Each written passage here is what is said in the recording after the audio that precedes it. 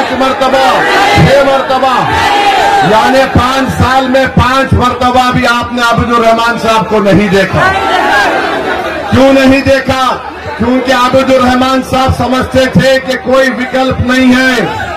मजबूरी की हालत में यहाँ की विधानसभा की जनता हमको वोट डालेगी, मगर हम आबिदुर रहमान साहब ये समझ रहे थे कि विकल्प नहीं था। अब विकल्प क्या है? उस पार्टी का नाम क्या है?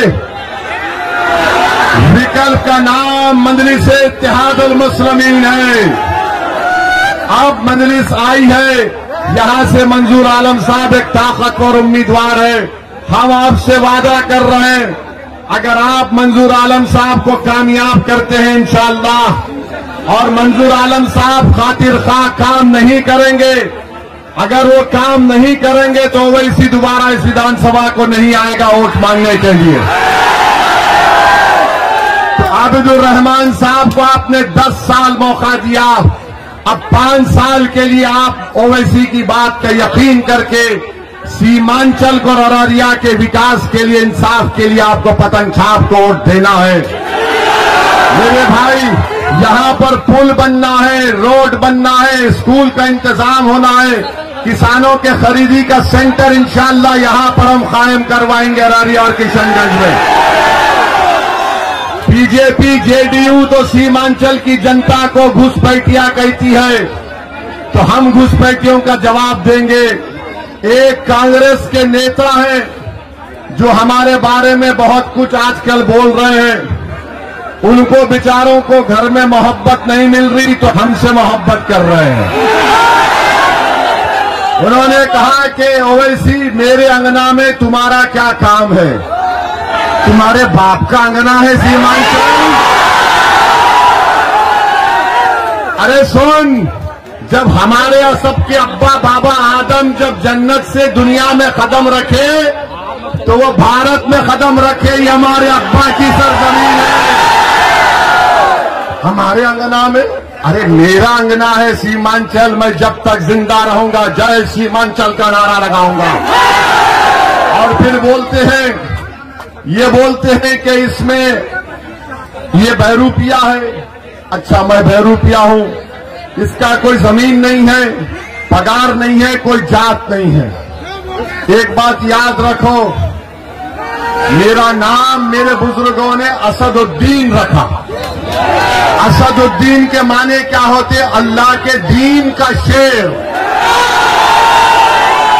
और तेरा नाम टप्पू पप्पू है,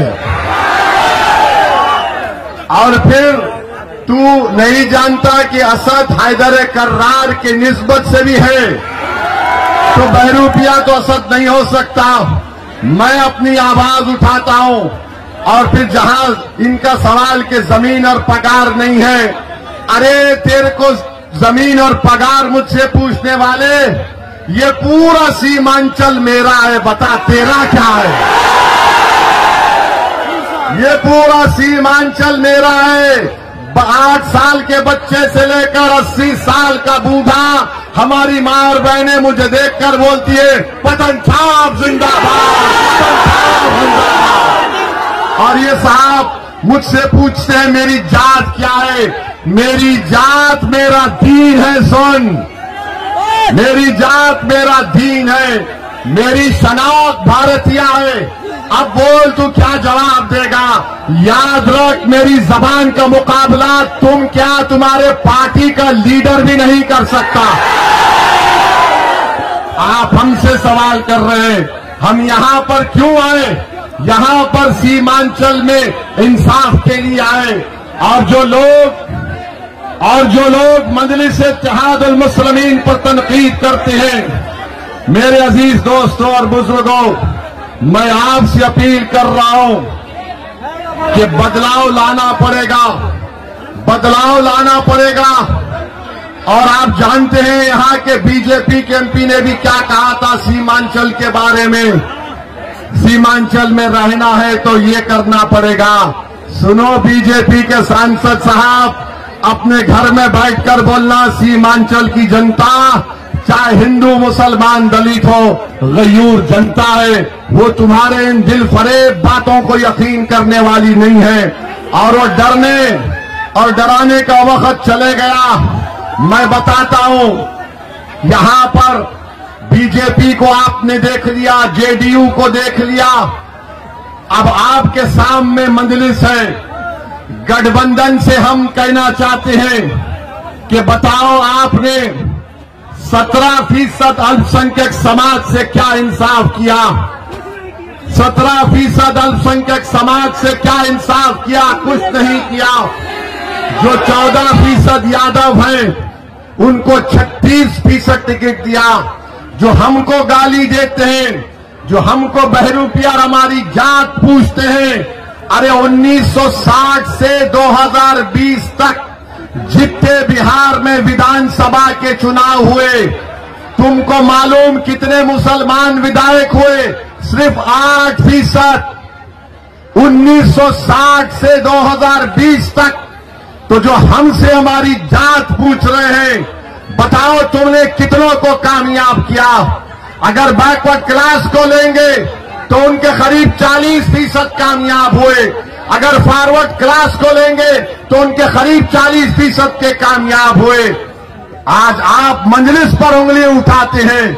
मेरे भाई, मंजलिस से दुश्मनी इसीलिए है कि हर समाज और हर समुदाय की सियासी लीडरशिप हो सकती है, मगर अगर किसी की नहीं हो सकती, वो आपकी लीडरशिप नहीं हो सकती है। क्यों? क्योंकि वो चाहते हैं कि हम इनकी गुलामी करें। वो चाहते हैं कि हम इनके नेताओं के आगे दरी को बिछाएं। मंजलिस ये कह रही है कि दरी हम नहीं बिछाएंगे, तुम बिछाओगे। नेता हम बन के दिखाएंगे तुमको इंशाअल्लाह। तो ये लड़ाई नेता बनने की है। हमारे जाने के बाद कोई आकर शैतान का एजेंट बोलेगा, अरे वो आबिदुर रहमान भी तो एक ही दीन का है, ये मंजूर आलम भी तो एक दीन का है। आबिदुर रहमान और मंजूर आलम में एक फर्क है। क्या है? आबिदुर रहमान अपनी जबान नहीं खोल सकता जब तक कि उसके सियासी पार्टी के आका उसको हुक्म नहीं देते।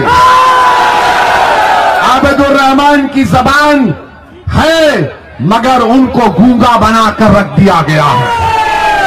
क्या तुम भूल गए जब ट्रिपल तलाक कानून पार्लियामेंट में आया तो मौलाना जिसका इंतकाल हो गया, अल्लाह उनको जन्नत नसीब करे, उस मौलाना ने कहा कि मेरी पार्टी ने मुझे बोलने का मौका नहीं दिया था, याद है?